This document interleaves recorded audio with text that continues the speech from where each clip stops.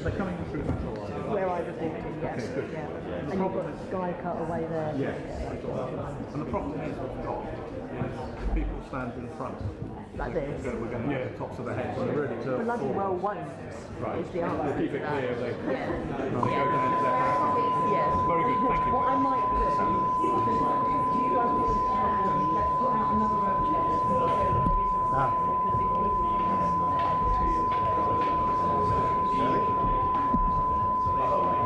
just going to move you gently along. No, you're fine.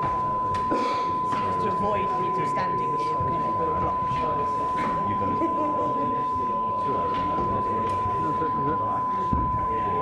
So it's like two little shops. More here. That side is fine. So we'll shall we? That'll stop people. Yeah, if you want. Yeah.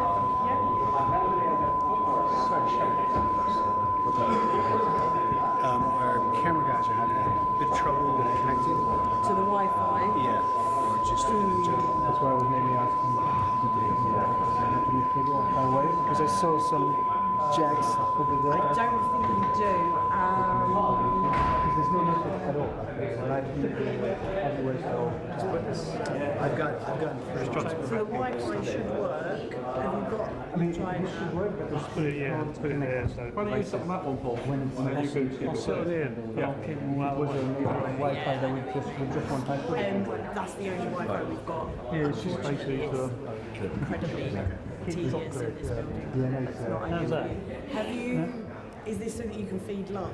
Have you talked to this gentleman here I guess they might about have the put Downing themselves. Street feed that you can link up to their No. AFP? So we can't have any network actually with our live user at all, and we can't connect to the Wi-Fi from the building. Do you know how they have they got a spot? to our box, but You don't know if AFP have got one. Basically, there's cabling here to go these sorts of things. Good. How you been?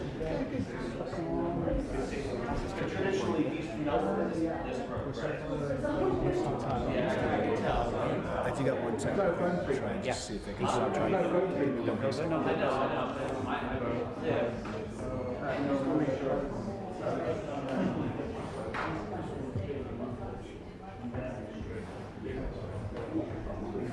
And does it work to get on? It should do. Yeah, we've been trying. Yeah, it should. I don't know. It's a little overloaded at the moment. We're trying to get on the same time. That is the only one we've got, I'm afraid. Okay, thank you. Sorry. Yeah, no, it's This is always our biggest complaint. The Wi-Fi is terrible.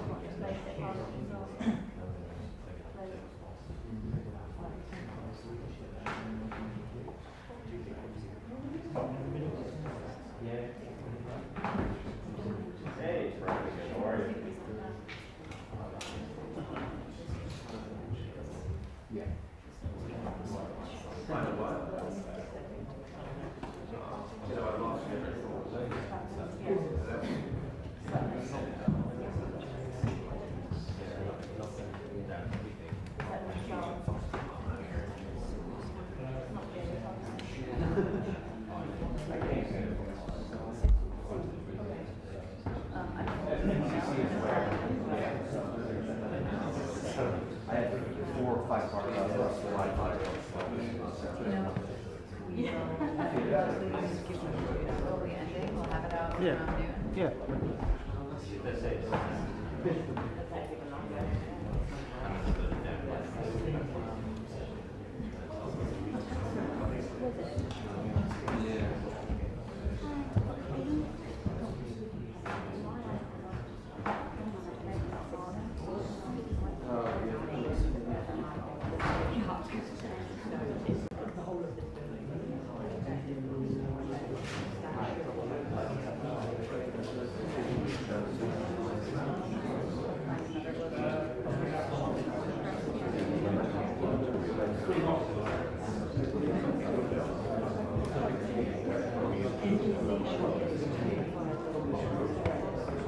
Ryan, can you explain it? We already talked. It is what it is. Okay. I've seen this before. Okay, perfect.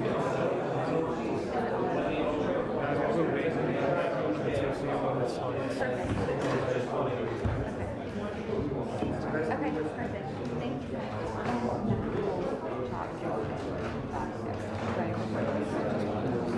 Thank you so much.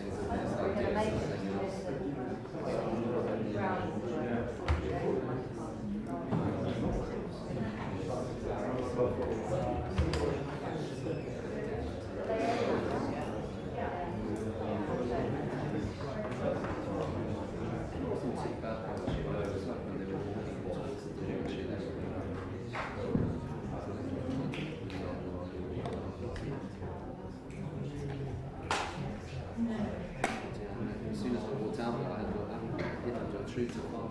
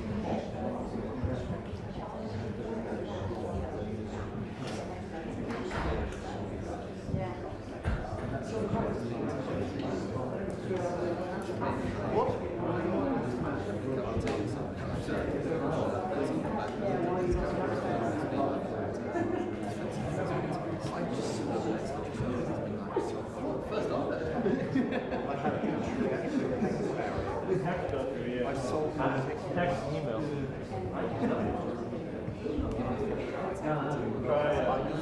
I'm on the Wi-Fi. I'm on the Wi-Fi.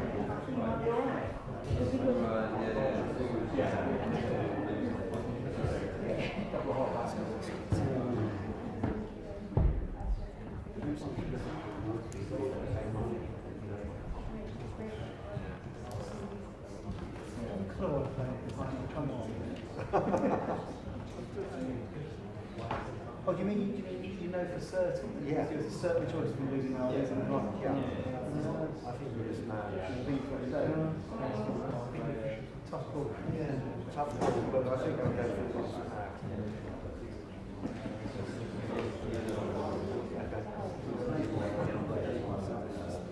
I used to do science. I did part of pictures and things like that. You sort of have to. Yeah, so it's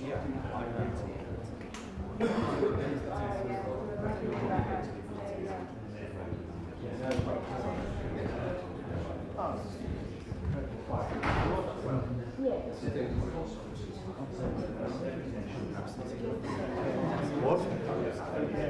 I do.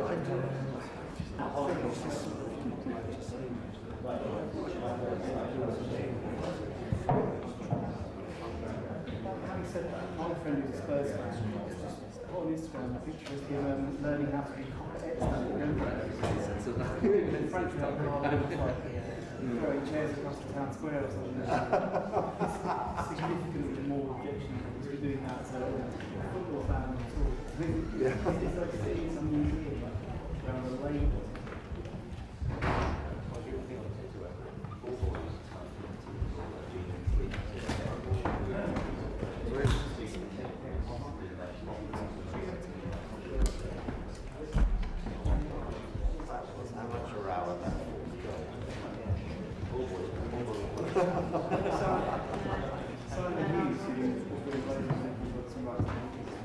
Tracked down the ball.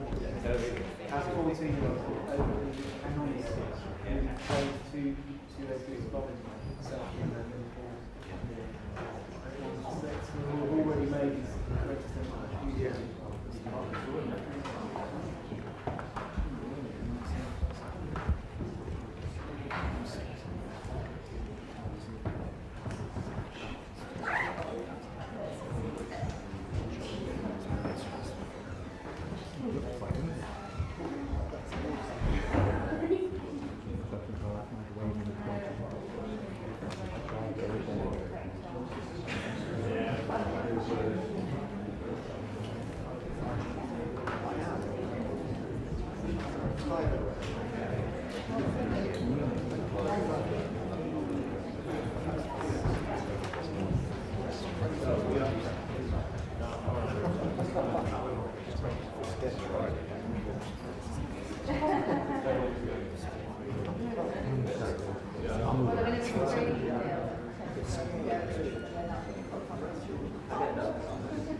You guys got nothing on the ball.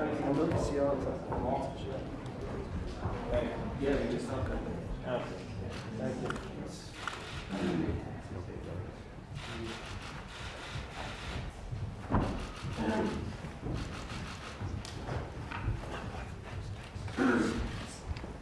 Good afternoon, ladies and gentlemen. I'm delighted to welcome Secretary Mike Pompeo to the Foreign Office for his first bilateral visit to Britain, and it is a privilege to reaffirm the strength of the friendship between our two countries. The Anglo-American alliance was forged in the greatest struggle against tyranny the world has ever known. We'll soon commemorate the 75th anniversary of the Normandy landings, when Britain and America joined forces with our allies to begin the liberation of Europe. We look forward to welcoming President Trump to mark that occasion, and it's fitting that Secretary Pompeo should be our guest on the day. I'm proud to say that in defence and security, Britain and America cooperate more closely than any two countries in the world. We keep our people safe. We entrust one another with intelligence that saves lives on both sides of the Atlantic. Just last year, when the Russian state used a chemical weapon in Salisbury, America responded by expelling 60 Russian officials, more than any other country, an act of friendship, for which I repeat my thanks. We stand together in defence of the values upon which our nations were founded. Today, Secretary Pompeo and I met faith leaders, including the Archbishop of Canterbury, to discuss how we can better protect freedom of religion in a world where people of all faiths, including 245 million Christians, face persecution for practicing their beliefs. This is an issue close to both our hearts. The recent atrocities in New Zealand and Sri Lanka remind us just why. And I'm thankful that today we have a glimmer of light with the news that Asia Bibi will be able to embark on a new chapter of her life. I welcome the government of Pakistan's commitment to uphold the rule of law following the decision of its Supreme Court to confirm her acquittal. Britain's primary concern has always been the safety of Asia Bibi and her family, and we've been in contact with our partners to help ensure she gets the freedom and security she deserves. Today, the Prime Minister and I have had excellent discussions with Secretary Pompeo on a range of global challenges, including China and the situations in Yemen and Iran. Let me focus on two of those. First, Iran. The UK and US work incredibly closely on Iran, including to counter Iran's destabilizing activity in the Middle East. Whilst we both agree that Iran must never be able to acquire a nuclear weapon, it's no secret that we have a different approach on how best to achieve that. The UK has continued to support the nuclear deal, which is a key achievement of the global non-proliferation architecture, because we believe it's in our shared security interests. But today's announcement from Tehran about its commitments under the deal is an unwelcome step. I urge Iran not to take further escalatory steps and to stand by its commitments. Sanctions were lifted in exchange for restrictions on Iran's nuclear program. Should Iran cease to observe its nuclear commitments, there would, of course, be consequences. For as long as Iran keeps its commitments, then so too will the United Kingdom. Turning to Venezuela, I'm deeply concerned by the plight of the Venezuelan people who suffered so much at the hands of Maduro, and we must intensify pressure on the regime, including through potential further sanctions, and condemn those who are propping up Maduro, particularly Russia, whose deployment of military personnel in Caracas will achieve nothing except prolong the suffering of the Venezuelan people. So that's why earlier today the Foreign Office expressed our deep concern about the Kremlin's actions to the Russian chargé d'affaires. As we respond to these challenges, Britain and America are united by the values that have always been at the heart of our alliance. Our countries cherish the same beliefs in liberty, democracy, and the rule of law. The anniversary of D-Day reminds us how the valour and sacrifice of a previous generation saved those values from tyranny, and our duty is to follow humbly in that great tradition. So let me close by repeating my welcome to Mike, who is a great friend of the UK. We are proud to stand shoulder to shoulder with the United States to defend our common values. Thank you, Foreign Secretary Hunt. This is my first trip to the United Kingdom as a Secretary of State. But Jeremy and I have met many times in many different places in the world, and we talk frequently by phone. We've truly become a great friend, and I know that you're a great partner to our collective desire to keep our two countries safe.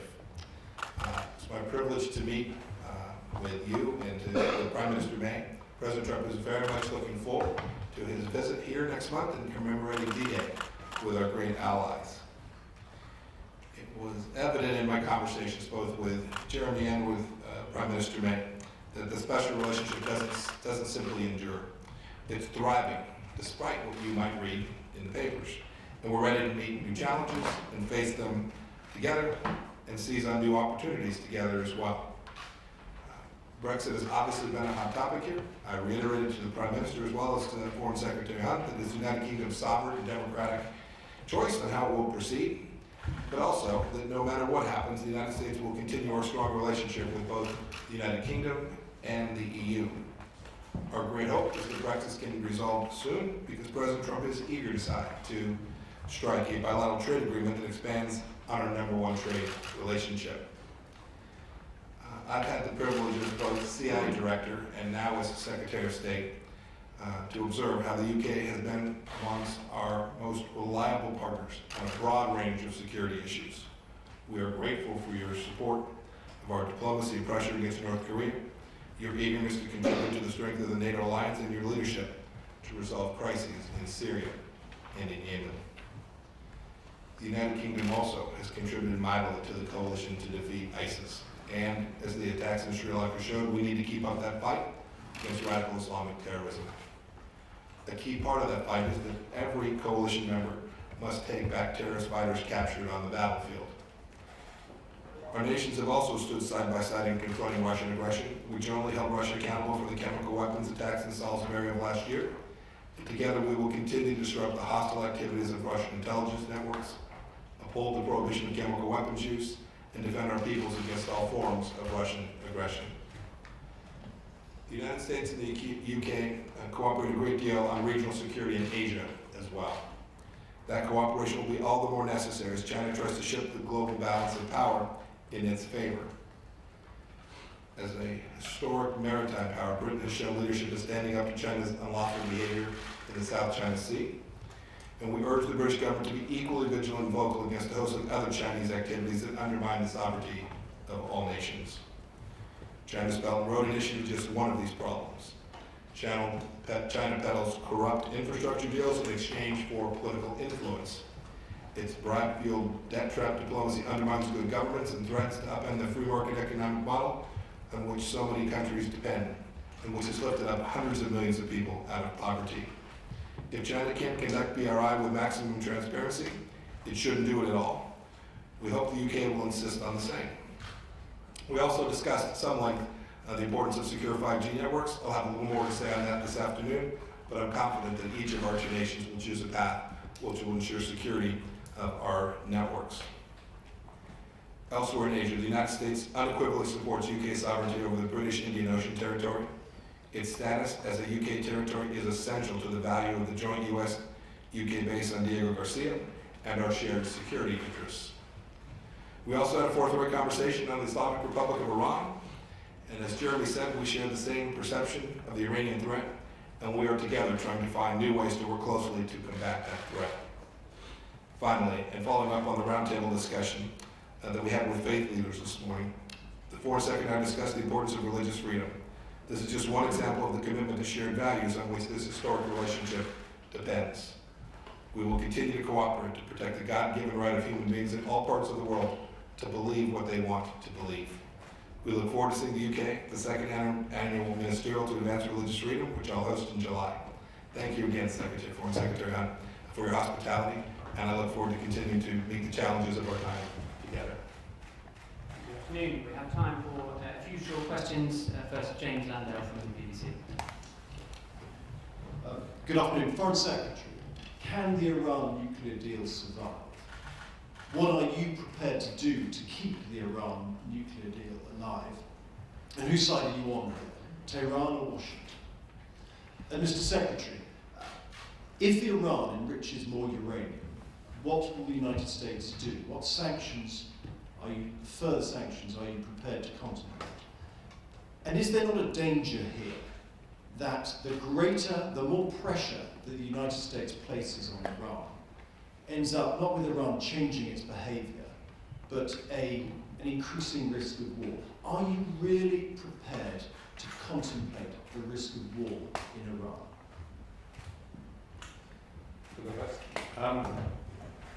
On the Iran nuclear deal, it is a very important achievement of Western diplomacy that despite all the problems that we have in the Middle East today, Iran does not have nuclear weapons and its neighbours have not responded by getting their own nuclear weapons.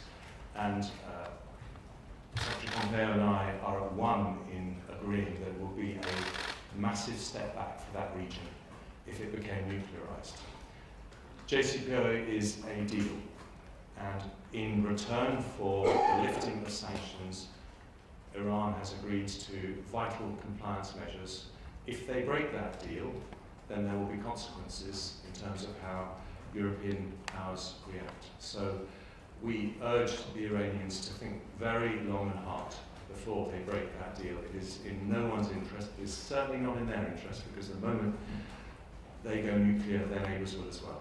And so that's why this is a very serious moment, and we strongly urge them to reconsider what they said in their letter. So not far from here are the Churchill war rooms, where a leader of this great country stared evil in the face and recognized the threat which that evil presented to the entire world. We're working together to push back against that threat. Your question about whose side are you on, this is a parlor game that gets played. We're on the same side. We're on the side of values-driven democracy. We're on the side of freedom. We're on the side of creating a nation for the Iranian people where they can have religious freedom and they can have a democracy. We're on the side of Europe so that it can exist without assassination campaigns being conducted in its own capitals. We're on this side together. We're on the side of urging a nation not to underwrite Hezbollah, which presents risks to Israel. These are things that Jeremy and I and our two countries share and have in common, and we are each determined to ensure that that outcome is ultimately achieved. Courtney Bryan, Wall Street Journal. Thank you both. Mr. Secretary, what does the selective noncompliance announcement from Iran specifically mean for the U.S.? I mean, does it change anything? I mean, are you concerned that this removes remaining safeguards against nuclear activity? And for Mr. Foreign Secretary, are you ruling out immediate sanctions? You sound as though you're urging Iran to resume or remain in compliance. Are you ruling out an immediate response from the UK and from Europe more broadly? And beyond that, is there a red line? So as for the United States, first of all, I've seen the reporting, I've seen the letter that's been sent. I think it was intentionally ambiguous. We'll have to wait to see what Iran's actions actually are. They've made a number of statements about actions they threatened to do in order to get the world to jump. We'll see what they actually do. The United States will wait to observe that. And when we do, we'll make good decisions. We've made a decision different than the United Kingdom has with respect to the JCPOA. And so Iran's decision to depart from the JCPOA for us mostly is about their decision to work on their nuclear program, to create pathways which might reduce their breakout time. These are the things that are essential for us to continue to work and to observe. And I am confident that as we watch Iran's activity, that the United Kingdom and our European partners will move forward together to ensure that Iran has no pathway to a nuclear weapons system. According to the letter that we've received this morning, there's a 60-day window before Iran plans to do anything, and they need to be very clear that if they don't comply with the JCPOA, there will be consequences. And I'm sure that I'm speaking for my European colleagues in that respect as well. This is a very big moment for Iran. Their economy is in a state of severe distress. It's the last thing they should be doing for the Iranian people to be investing money in renuclearizing, and it will make them less secure, not more secure. Marissa Brown from the Daily Mail. Thank you, Mr. Secretary. If Britain gives partial access to Huawei to its 5G network, will that affect your special relationship with Britain? How concerned are you? And if I may, are you frustrated by Britain's reluctance to take back its foreign fighters from Syria? And Secretary of State, is this Huawei deal worth risking Britain's special relationship with America? Thank you. So I have great confidence that the United Kingdom will never take an action that will break this special relationship, just so you should know up front more broadly. With respect to 5G, we'll continue to have technical discussions. We're making our views very well known. From America's perspective, each country has a sovereign right to make its own decision about how to deal with the challenge. The United States has an obligation to ensure that places where we operate, places where American information is, places where we have our national security risk, that they operate inside trusted networks. And that's what we'll do. With respect to foreign fighters, yes, we have an expectation that every country will work to take back their foreign fighters and continue to hold those foreign fighters. And we think that's essential. There are challenges that even go beyond that today. There are some 70,000 people in a camp there, some women and children. We've got to sort through that.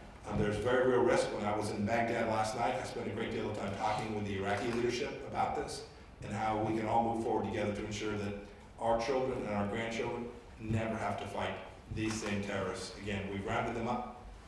They are now detained, and they need to continue to be detained so they cannot present additional risk to anyone, anywhere in the world.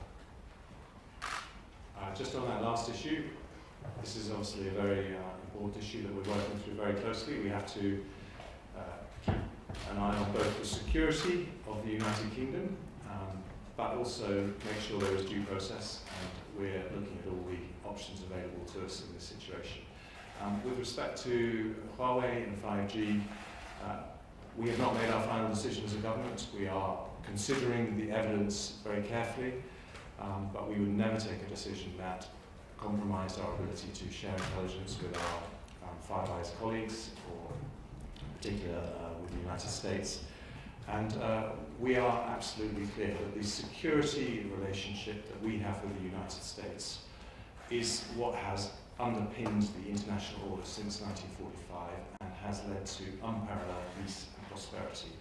And the preservation of that is our #1 foreign policy priority. Katie Pavlich, Town Hall.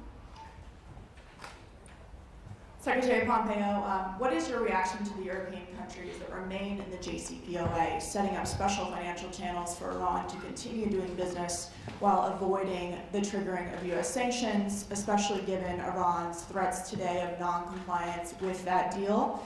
And Foreign Minister Hunt, where does the UK stand on Nicolas Maduro and the current crisis in Venezuela? Is the UK willing to go beyond condemnation and sanctioning if Maduro decides to stay? And I'd like to get your reaction to the endorsement of Maduro's dictatorship by Labour leader Jeremy Corbyn. I'd actually rather answer the second question. I will. I'm happy to address the question you put to me. Look, we've talked with the UK, Germany, and France about Instex. There are provisions in the sanctions we put in place that allow humanitarian aid certain products to get into the country. We've said so long as that is a vehicle being used for that limited purpose, that non-sanctioned purpose, it's of course unobjectionable. When transactions move beyond that, it doesn't matter what vehicle is out there. If the transaction is sanctionable, we will evaluate it, review it, and if appropriate, levy sanctions against those that were involved in that transaction. It's very straightforward. As for your second question, it is disgusting to see leaders in not only the United Kingdom, but in the United States as well, who continue to support the murderous dictator, Maduro. And it is not in either of our countries' best interest for those leaders to continue to advocate on the behalf. The Venezuelan people have spoken. Through their constitutional mechanism, they have put Juan Guaido as their interim president, and he is the duly elected leader there. And Maduro is on borrowed time. And to see American leaders or leaders from this country continue to provide support and comfort to a regime that has created so much devastation, so much destruction. I was in Colombia. I saw those families who had to make choices about whether to feed their children on even days or odd days. That is a direct result of Nicolas Maduro, and no leader in a country with Western democratic values ought to stand behind them. This is a country where 3 million people have fled the country. GDP's gone down by 40% in the last 4 years. People can't access basic medicine. People are rifling through rubbish bags to get food in the streets. And John McDonnell describes this as socialism in action. And I think people need to draw their own conclusions about what his own plans might be for the UK. Ladies and gentlemen, thank you very much. I'm afraid that's all